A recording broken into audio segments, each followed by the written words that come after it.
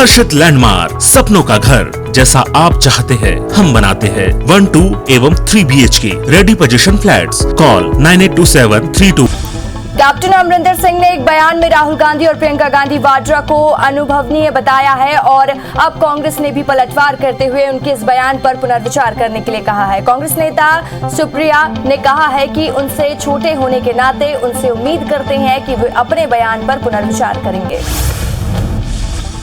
PM Modi कल यानी शुक्रवार को अमेरिका के राष्ट्रपति जो बाइडेन के आमने सामने उनकी मुलाकात होगी और शुक्रवार को जो बाइडेन क्वाड देशों के पहले सम्मेलन की मेजबानी करेंगे। इस सम्मेलन में ऑस्ट्रेलिया के प्रधानमंत्री स्कॉट मॉरिसन और जापान के प्रधानमंत्री योशिहिदे सुगा भी भाग लेंगे।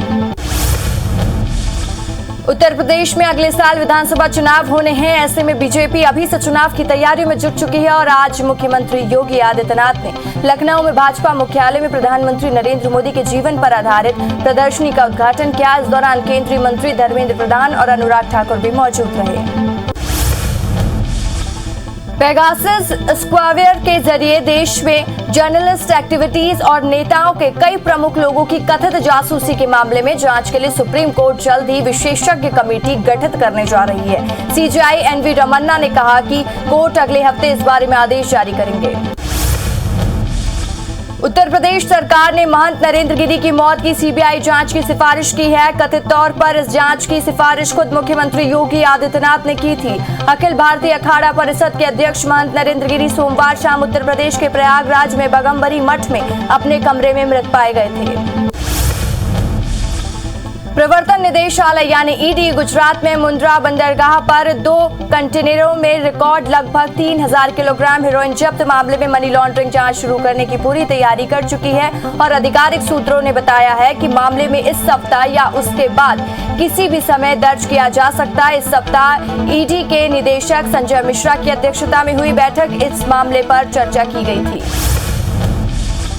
जम्मू कश्मीर के शोपियां में सुरक्षा बलों ने एनकाउंटर में एक आतंकी को मार गिराया है और अनायत अशरफ डार नाम के इस आतंकी ने कल शाम एक नागरिक पर गोली चला दी थी, उसे घायल कर दिया था। इसके बाद आतंकी के खिलाफ सर्च ऑपरेशन शुरू हुआ। जम्मू और कश्मीर पुलिस ने बताया कि उन्होंने आतंकी को सरेंडर करने का मौका दिया था, लेकिन उसने इससे इनकार कर दिया। अफगानिस्तान में तालिबान के कब्जे के बाद पहली बार अफगानिस्तानी आतंकियों के भारत में घुसने की खबर है। खुफिया एजेंसी ने अलर्ट जारी कर दिया, किसी बड़े हमले की आशंका भी जाहिर की है। सूत्रों के मुताबिक आतंकियों के निशाने पर सेना का कैंप या बड़े सरकारी संस्थान हो सकते हैं। हरियाणा के सोनीपत में एक बड़ा हादसा हो गया है। यहाँ के एक स्कूल की छत गिर गई है। बताया जा रहा है कि छत गिरने से करीब 25 छात्र छात्राओं को गंभीर चोटें आई हैं। घायलों को पीजीआई में रेफर किया गया है। हादसा सोनीपत के गन्नौर में हुआ है। केंद्रीय गृह मंत्री अमित शाह 26 सितंबर को नक्सल प्रभावित राज्यों के मुख्यमंत्रियों से बैठक लेंगे। दिल्ली में होने वाली इस महत्वपूर्ण बैठक में मुख्यमंत्री भूपेश बघेल, मुख्य सचिव अमिताभ जैन, डीजीपी, डीएमएसपी, गृह विभाग के अफसर भी शामिल होंगे। बैठक में केंद्रीय गृह मंत्री अमित शाह नक्सल प्रभावित इलाकों में चल रहे विकास कार्यों में आ रही समस्याओं और चुनौतियों को लेकर चर्चा करेंगे। आईपीएल में आज मुंबई और कोलकाता के बीच रोमांचक मुकाबला होगा। मुकाबला शाम 7:30 बजे से अबू धाबी में खेला जाएगा। मुंबई का आज का मुकाबला अगर जीतती है तो वो तीसरे नंबर पर पहुंच जाएगी, तो वहीं कोलकाता के हाथ में अगर जीत लगी तो कोलकाता चौथे नंबर पर पहुंच जाएगी और मुंबई टॉप 4 से बाहर हो जाएगी। आज शेयर बाजार में तेजी के साथ खुले हैं और सेंसेक्स 59,358 पर और निफ्टी 17,670 पर खुला।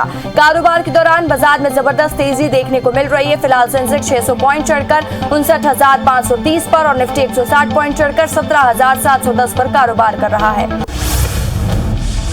मध्य प्रदेश के मुख्यमंत्री शिवराज सिंह चौहान ने बुधवार देर शाम केंद्रीय सड़क परिवहन मंत्री नितिन गडकरी से मुद्दों पर बैठक की है और इसमें निर्णय लिया गया कि मध्य प्रदेश में चारों बड़े शहरों भोपाल, इंदौर, जबलपुर और ग्वालियर में रिंग रोड का निर्माण NHAI करेगा और इसके लिए MP सरकार जमीन उपलब्ध कराएगी। ये प्रोजेक्ट 1 साल में पूरा किया जाएगा।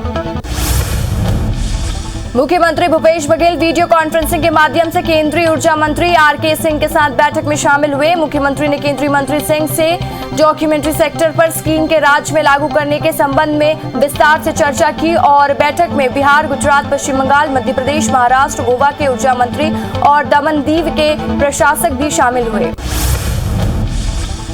मुख्यमंत्री भूपेश बघेल ने चर्चा के दौरान योजना में सैद्धांतिक सहमति देने के साथ ही अन्य राज्यों की बिजली सब्सिडी के भुगतान के लिए अतिरिक्त समय देने की मांग का समर्थन किया और स्पेंट डिस्ट्रीब्यूशन सेक्टर स्कीम के तहत प्रदेश में विद्युत असंतोषण और बढ़ाने के साथ ही इनके और भी दृष्टिकोण करने की कार्रवाई की जाएगी।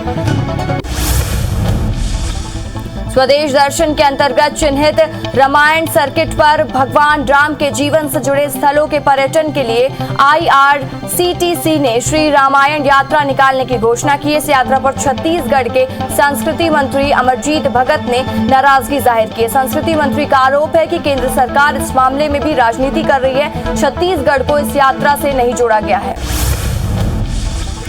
केंद्रीय मंत्री ज्योतिरादित्य सिंधिया का आज ग्वालियर दौरा का दूसरा दिन है। दौरे के दूसरे दिन सिंधिया मांडरे की माता मंदिर पहुंचे, जहां सिंधिया ने मंदिर में माता के पूजा अर्चना कर। बता दें कि सिंधिया परिवार की कुलदेवी मांडरे की माता हैं।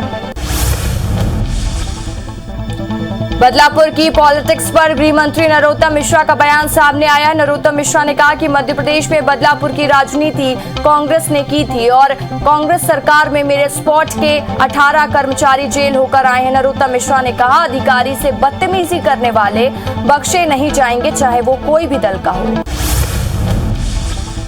पन्ना जिले के पवई में 12वीं की छात्रा पर एसिड अटैक के मामले में प्रदेश में सियासत गर्मा गई है। पूर्व मुख्यमंत्री कमलनाथ ने अपने जारी बयान में सरकार को निशाने पर लिया। उन्होंने सवाल उठाया कि शिवराज सरकार में मध्य प्रदेश में क्या हो रहा है, बहन बेटियां कहीं भी सुरक्षित नहीं है। इधर गृह मंत्री नरोत्तम मिश्रा ने घटना को हृदय से विदारक बताया। प्रदेश कांग्रेस अध्यक्ष मोहन मरकाम बैकुंठपुर के दौरे पर हैं। अध्यक्ष बनने के बाद मोहन मरकाम पहली बार बैकुंठपुर पहुंचे, जहां वो राजीव भवन में कांग्रेस कार्यकर्ताओं की बैठक लेंगे। इस दौरान संसदीय सचिव अंबिका सिंह देव मौजूद रहेंगी।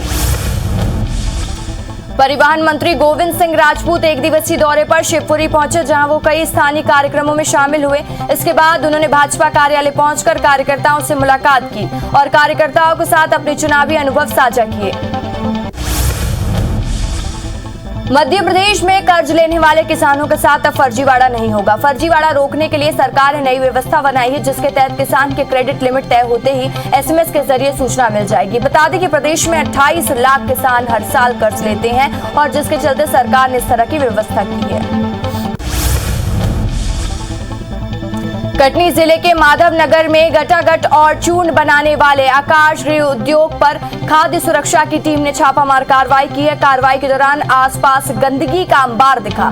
अधिकारियों ने बताया कि सूचना पर पुलिस के साथ मौके पर पहुंचे और गंदगी के बीच बने गटागट और चूर्ण का निर्माण हो रहा था। वहीं टीम ने सैंपल लेकर आगे की कार्रवाई करने की बात कही है।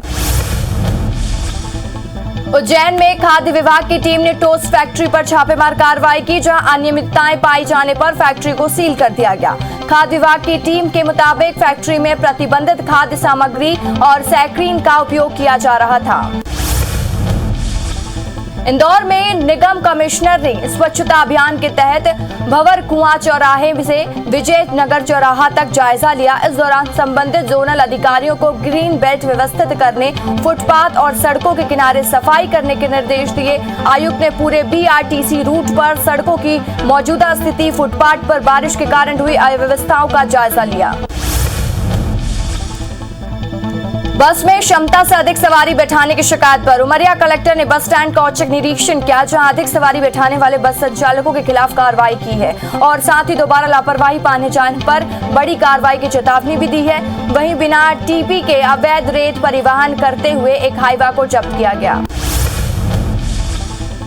गुना में PDS की कालाबाजारी करने वाले 2 ठिकानों पर पुलिस और खाद्य विभाग की टीम ने छापेमारी की है, जहां से करीब 30 क्विंटल PDS चावल और बाजरा बरामद हुआ है। गुना कोतवाली पुलिस ने 2 लोगों के खिलाफ मामला भी दर्ज किया। बीते 2 दिनों से खाद्यान्न में कालाबाजारी करने वालों के खिलाफ कार्रवाई की जा रही है।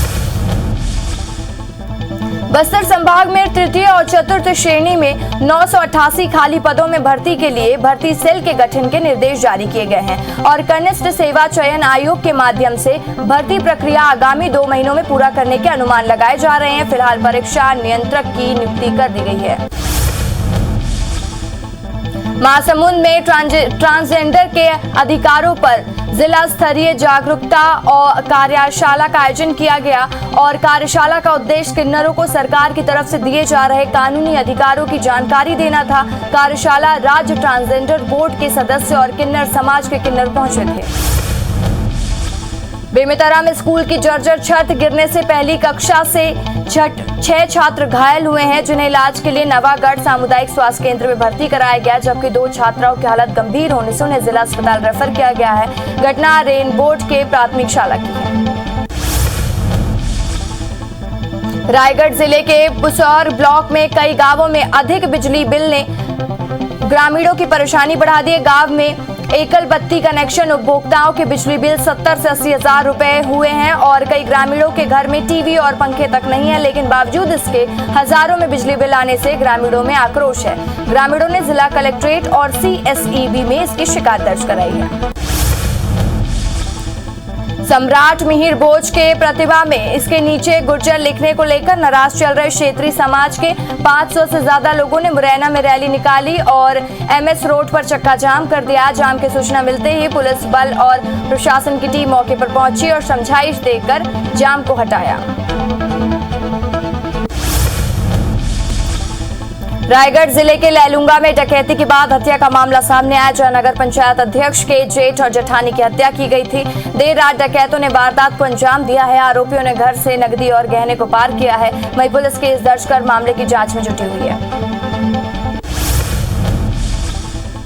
बिलाईगढ़ के रोहिणी गांव में पिता की हत्या करने वाले बेटे को पुलिस ने गिरफ्तार कर लिया। भटगांव थाना प्रभारी ने बताया कि आरोपी राजेंद्र साहू ने गुस्से में आकर लोहे की छेनी से वार कर दिया था और पिता को मौत के घाट उतार दिया था और अंतिम संस्कार की तैयारी कर रहा था, जिसे पुलिस ने धर दबोचा है। शिवपुरी की कोतवाली पुलिस ने अंतर्राज्यीय चोर गिरोह के 2 सदस्यों को गिरफ्तार किया है, जबकि 3 आरोपी फरार हैं, जिसकी तलाश में पुलिस जुटी हुई है। आरोपी वाहन चोरी कर उसका नंबर और हलिया उसका बदलने के बाद उसको बेच देते थे। पुलिस CCTV के माध्यम से चोरों तक पहुंची है। पन्ना में एक महिला पर एसिड फेंकने के मामले में पुलिस ने 2 आरोपियों को गिरफ्तार किया है। पुलिस ने आरोपियों का नगर में जुलूस निकालकर उनकी क्लास लगाई है। इस मौके पर SP भी मौजूद रहे। घटना पवई थाना क्षेत्र के गांव की बराहू की है। कबीरधाम जिले के चिल्पी थाना पुलिस ने एक फरार कैदी को गिरफ्तार किया। आरोपी अंतर्राज्यीय चोर है, जो कि ट्रेन में घूम कर चोरी की घटना को अंजाम देता था और रायपुर के केंद्रीय जेल से मध्य प्रदेश के बिछिया ले जाते समय आरोपी पुलिस को चकमा देकर भाग गया था।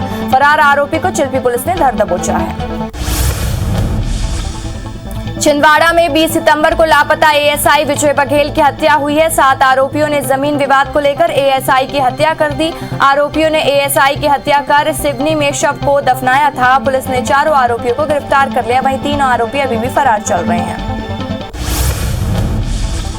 इंदौर में डेंगू का खतरा लगातार बढ़ता जा रहा है। बीते 24 घंटे में जिले में 21 नए मरीज मिले हैं, जिनके 5 बच्चे जिनमें 5 बच्चे भी शामिल हैं। इस बार ज्यादातर केस साई कृपा कॉलोनी, संगम नगर, अनुपम नगर से सामने आए हैं।